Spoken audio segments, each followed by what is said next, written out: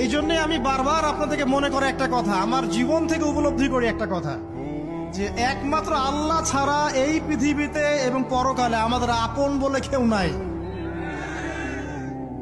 বাকি সবাই সবার স্বার্থের জন্য আছে।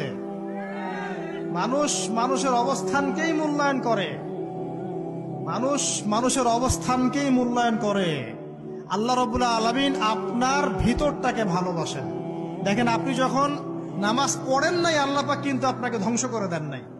আল্লাহ পরম করুণাময় আপনাকে হেদায়েত দিয়ে নামাজি বানিয়ে দিয়েছেন।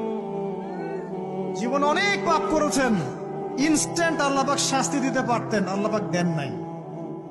আল্লাহ আপনাকে ভালোবাসেন, আল্লাহ আমাকে ভালোবাসেন। আল্লাহ পাকের এই ভালোবাসার ঋণটা শোধ করার জন্য হলেও নামাজি হয়ে যান, আল্লাহর পথে ফিরে আসেন, দিনের জন্য কিছু করেন, দিনের ফিকির করেন, পড়াশোনা করেন। প্রিয় ভাইরা, আল্লাহ পাক